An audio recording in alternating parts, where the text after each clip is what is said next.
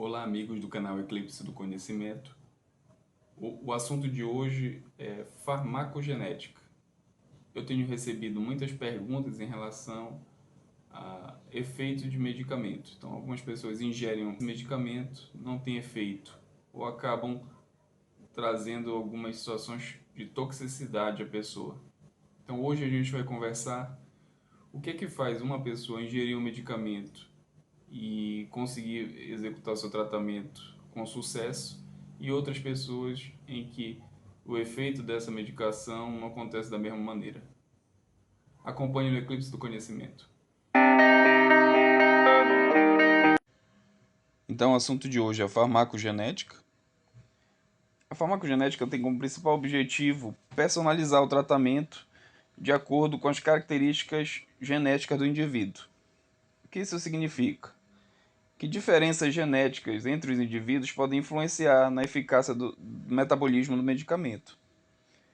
Para isso é importante a gente entender as 5 etapas do fármaco, desde a sua ingestão até a eliminação.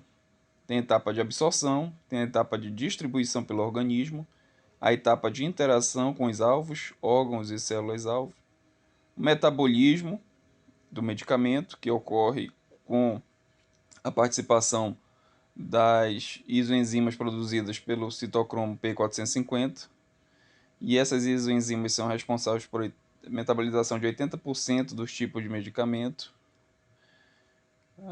E por último, a fase de excreção. Então, variações genéticas nos indivíduos podem causar mudança da expressão e da atividade dessas enzimas. Isso compromete a metabolização do medicamento, causando diferentes respostas em diferentes pessoas. Então, por exemplo, um grupo de pacientes que tenha o mesmo diagnóstico e para eles tenham sido prescrito o mesmo medicamento, podem ter ações diferentes. Num grupo pode ter uma ação benéfica, sem toxicidade, quer dizer, o medicamento teve efeito. No outro grupo, o medicamento não foi tóxico e nem apresentou benefício, quer dizer, o medicamento não teve efeito, não apresentou efeito. Num terceiro grupo, o medicamento ao ser ingerido foi tóxico, mas apresentou efeito. A pessoa se sentiu mal, mas o medicamento alcançou o benefício dele. E um último grupo, o medicamento foi tóxico e não teve efeito, quer dizer, causou mal à pessoa. E o exame, então, ele avalia genótipo e fenótipo. Alterações no genótipo podem causar fenótipos de absorção lenta, rápida e ultra rápida do medicamento. E isso pode interferir no efeito do medicamento. Por exemplo, fármacos anticoagulantes e antiarrítmicos, fármacos analgésicos podem ser classificados em lentos, ultra rápidos e rápidos de acordo com essa análise genética relativa à absorção do medicamento. Então, a análise dessas variações genéticas podem trazer uma informação sobre a toxicidade também do medicamento. Se ele é muito tóxico, se ele alcança o seu efeito, então se tem que ser alterada essa dose, avaliando se a toxicidade é diminuída, padrão, se é uma toxicidade aumentada, alta. Enfim, tudo isso é possível avaliar no exame. Então, por exemplo, um paciente com uma avaliação de toxicidade aumentada, talvez tenha que ser alterada a dose desse medicamento numa dose menor, ou até a substituição daquele medicamento. Isso tudo o médico tem que avaliar de acordo com esse perfil genético do exame, avaliando as questões fisiológicas e entre outras questões do paciente também. Então, com esse exame é possível avaliar vários perfis de medicamentos.